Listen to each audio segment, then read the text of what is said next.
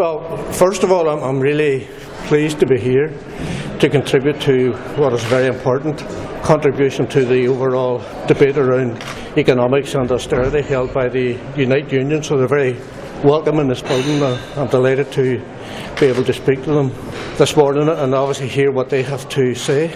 In terms of the talks, in spite of what was, in my view, a clear attempt to sabotage these talks in the course of the last couple of weeks, the bilateral discussions are continuing and indeed are intensifying.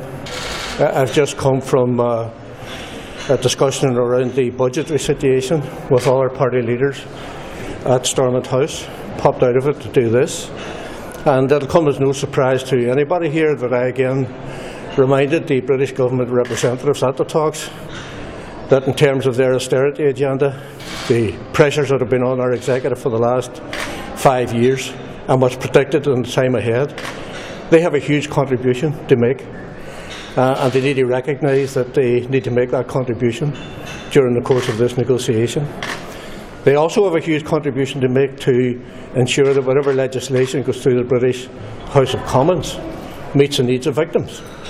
And thus far, that is not the case. There is no point whatsoever in putting legislation before the British House of Commons to deal with the issue of legacy that does not meet the needs of victims.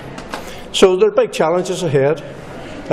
Is a deal doable? Is it achievable? I think with a good will on all sides it is achievable, and that's what we in Sinn Féin are working for. Time frame? Well, I do think that we're talking more about days rather than weeks. Other parties might say there's a parallel process going on here, the deal talks between the DUP and Sinn Féin. Is that, what's your view on that? Well, there's talks taking place bilaterally among all of the parties. I have ensured that my party representatives are meeting with all of the parties on a consistent basis, and we have lined up meetings to meet with all of the parties in the course of today.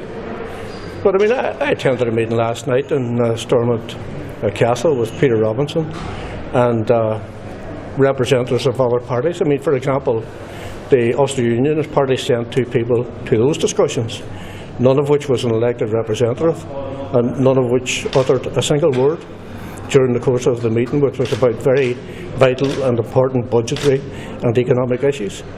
So, you know, I also took the opportunity at the discussions that we've just come from to relay some of the difficulties that exist around a negotiation. I've been involved in negotiations for well over 20 years. Many of them have been very, very successful.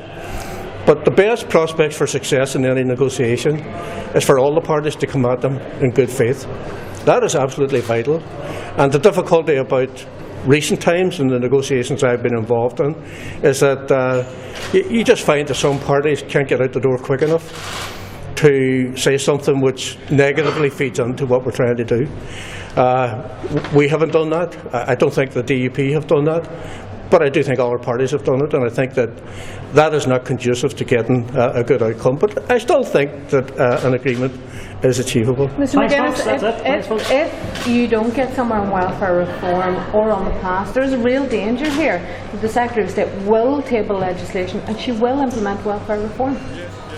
Well, I mean, there are big challenges for all of us in relation to how we deal with that matter. We've just seen what happened in the British House of Lords.